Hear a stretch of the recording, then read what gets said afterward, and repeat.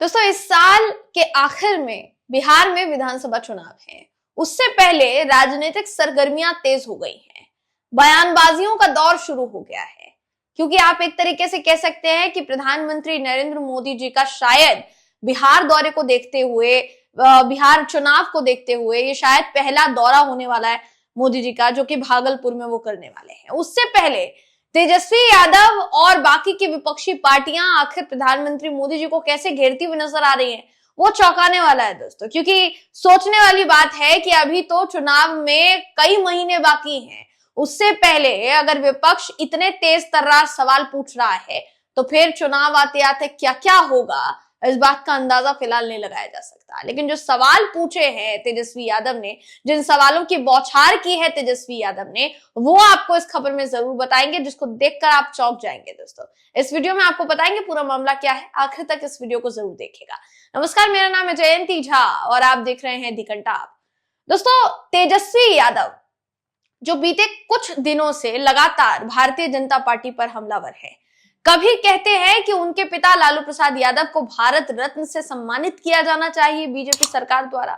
कभी कहते हैं कि अगर उनकी सरकार केंद्र में बनी तो सबसे पहले ईवीएम को बंद करेंगे। तो कभी वो ये बता देते हैं कि जो भारतीय जनता पार्टी के नेता नीतीश कुमार को ज्ञानी बता रहे हैं, नीतीश कुमार को बहुत बड़ी उपाधि दे रहे हैं, उनको वो तब याद नहीं आया जब नीतीश कुमार उनको लात मार कर जाते थे। तो वो तेजस्वी यादव जो लगातार हमलावर है भारतीय जनता पार्टी पर, इस बार उन्होंने प्रधानमंत्री मोदी को भी नहीं छोड़ा। मोदी जी को लेकर क्या कुछ कहा है, क्या सवाल किए हैं, बिना देर के आपकी स्क्रीन पर आपको वो बता देते हैं। दोस्तों, आपकी स्क्रीन पर वो खबर है, देखिए क्या खबर कहती है। साफ सीधे तौर पर देखिए, प्रधानमंत्री नरेंद्र मोदी जी पर तेजस्वी यादव ने उनके दौरे से पहले सवाल किया। बिहार में एनडीए की सरकार को 20 साल हो गए, केंद्र में 11 साल हो चुके हैं। तेजस्वी यादव ने इसको लेकर ट्वीट करते हुए कहा कि प्रधानमंत्री नरेंद्र मोदी जी आज बिहार में हैं। प्रदेश में 20 वर्षों से उनकी एनडीए सरकार और केंद्र में 11 वर्षों से है। बिहार वासी उनके झूठ और जुमले नहीं बल्कि कुछ वाजिब सवाल पूछना चाहते हैं। अब वाजिब सवाल पूछना चाहते हैं ये कहते हुए 15 सवाल, जी हाँ, तेजस्वी यादव ने 15 सवाल पूछे हैं दोस्तों, जिन सवालों को सुनकर यह समझा जा सकता है कि बिहार में सबसे बड़ी विपक्षी पार्टी होने के नाते उसका नेतृत्व कर रहे तेजस्वी यादव दिन पर दिन सरकार पर किस कदर हमलावर होते जा रहे हैं और उनकी तैयारी रणनीतियों के साथ कितनी मजबूत होती चली जा रही है। अब सवाल देखिए क्या पूछे हैं, ये आपको जरा फटाफट से देखिए बता देते हैं। तेजस्वी यादव ने 15 सवाल पूछे, जिसमें से पहला सवाल उन्होंने पूछा कि प्रधानमंत्री जी कहते थे कि 2022 तक किसानों की आय दोगुनी कर देंगे, लेकिन अब 2025 आ गया, किसानों की आय दोगुनी करना तो दूर, कमर तोड़ महंगाई और बेरोजगारी के कारण उनकी आय कम जरूर हो गई है। इसका दोषी कौन है? दूसरा सवाल पूछा उन्होंने कि बिहार के किसानों की समस्याएं, चुनौतियों और संकट अन्य राज्यों की तुलना में अलग है। बिहार में खेतीहर मजदूर और बटाईदार अधिक है, उनके लिए डबल इंजन सरकार ने क्या विशेष किया? तीसरा सवाल वो पूछते हैं कि बिहार के किसानों की आय देश में सबसे कम क्यों है?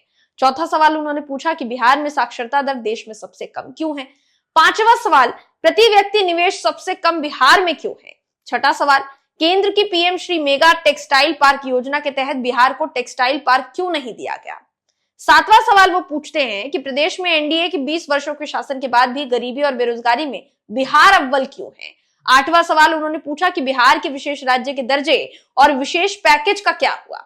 नौवां सवाल तेजस्वी पूछते हैं कि 2014 में मोतिहारी की चीनी मिल शुरू करवा उसकी चीनी से चाय पीने का वादा करने वाले प्रधानमंत्री जी बताएं कि मोतिहारी की चीनी मिल की चाय कब पिएंगे? 10वां सवाल पूछते हैं प्रधानमंत्री जी बताएं कि वो मधुबनी, सारण, गोपालगंज, नवादा, मुजफ्फरपुर की बंद पड़ी चीनी मिलों को कब शुरू कराएंगे? 11वां सवाल पूछते हैं प्रधानमंत्री जी बताएं कि वो कटिहार में जूट मिल कब शुरू करेंगे? 12वां सवाल पूछा उन्होंने कि प्रधानमंत्री जी बताएं वो बेरोजगारों को रेलवे और आर्मी में नौकरियां कब देना शुरू करेंगे? 13वां सवाल कि प्रधानमंत्री जी बताएं वो महागठबंधन की बिहार सरकार से पारित 65% आरक्षण को संविधान की 9वीं अनुसूची में शामिल क्यों नहीं कर रहे हैं? 14वां सवाल कि प्रधानमंत्री जी बताएं कि वो देश में जातिगत जनगणना क्यों नहीं करवा रहे हैं? 15वां सवाल उन्होंने पूछा कि देश में सबसे अधिक पलायन बिहार से होता है, आपने बिहार से पलायन रोकने के लिए क्या किया? ये 15 सवाल तेजस्वी यादव ने प्रधानमंत्री मोदी जी से पूछे हैं। ये सवाल सिर्फ तेजस्वी यादव नहीं पूछ रहे हैं, बल्कि पोस्टर के जरिए इन सवालों को पटना के चप्पे चप्पे पर लगा दिया गया है दोस्तों। और ये काम करने वाले आरजेडी के युवा तमाम नेता है। कुल मिलाकर कहा जा सकता है कि आरजेडी फिलहाल हमलावर नजर आ रही प्रधानमंत्री मोदी जी पर। देखिए, ये बात बिल्कुल सच है कि ज्यादातर अगर देखा जाए तो पिछले चुनाव में बिहार में भारतीय जनता पार्टी और जेडीयू की सरकार को चुना गया था, लेकिन बीच में पाला बदलते हैं नीतीश कुमार और पाला बदलकर चले जाते हैं वो आरजेडी के साथ, फिर वो पाला बदलते हैं और फिर से वो चले जाते हैं एनडीए के साथ, ये कहते हुए कि जनता ने जो जनादेश दिया था उसका हम मान सम्मान रख रहे हैं और इसीलिए एनडीए के साथ जाने का हमने निर्णय लिया। पूरी की पूरी संभावना है कि नीतीश कुमार के साथ यहां तो कम से कम प्रधानमंत्री मोदी जी की मुलाकात हो ही जाएगी। यहां तो कम से कम इस शब्द का इस्तेमाल मैं इसलिए कर रही हूं क्योंकि 3 से 4 बार नीतीश कुमार जी दिल्ली का दौरा करके आए, लेकिन मजाल है कि भाजपा आलाकमान या नरेंद्र मोदी जी से उनकी मुलाकात हो जाती। अब मुलाकात प्रधानमंत्री जी ने नहीं करनी चाहिए या नीतीश कुमार खुद मुलाकात करना नहीं चाहते थे, वो अलग बात है दोस्तों। और फिलहाल के लिए उस पर तो मंथन ही किया जा सकता है, असली सच्चाई क्या है ये तो फिलहाल के लिए कहीं नहीं जा सकती। कुल मिलाकर अभी देखा जाए तो बिहार चुनाव से पहले जो एक के बाद एक दौरे का दौर शुरू हुआ है, जो विजिट का दौर शुरू हुआ है बिहार में, लगातार अब नेताओं का तांता लगना जो शुरू हुआ है दोस्तों, ये कहां तक जाता है, सिलसिला कहां पर थमता है, ये तो देखना होगा ही। लेकिन तेजस्वी यादव जो इन दिनों बीजेपी पर, नीतीश कुमार पर, पूरे की पूरी एनडीए सरकार पर लगातार तीखे हमले बोल रहे हैं, वो कब थमेंगे ये फिलहाल देखने वाली बात होगी। क्योंकि तेजस्वी यादव, जिनके पिता लालू प्रसाद यादव खुलकर अभी फिलहाल के लिए मोर्चा संभाल रहे हैं, जबकि उनकी तबीयत खराब रहती है, बावजूद इसके अपनी पार्टी का नेतृत्व फ्रंट फुट पर आकर कर रहे हैं दोस्तों। अपने बेटे तेजस्वी यादव को कमान सौंप दी है कि बिहार के मुख्यमंत्री अगर महागठबंधन जीतती है, महागठबंधन की जीत होती है तो तेजस्वी यादव ही बनेंगे। वो लालू प्रसाद यादव भी अब प्रधानमंत्री मोदी जी को एक आने नहीं छोड़ने हैं। ये बात तो सबकी जानकारी में होगी कि लालू प्रसाद यादव कितने पुराने नेता हैं। तो राजनीति में एक तरीके से कहा जाए धुरंधर उनको माना जाता है। पिछड़ों, दलितों में सबसे ज्यादा लोकप्रिय नेता के तौर पर खासकर वो देखे जाते हैं।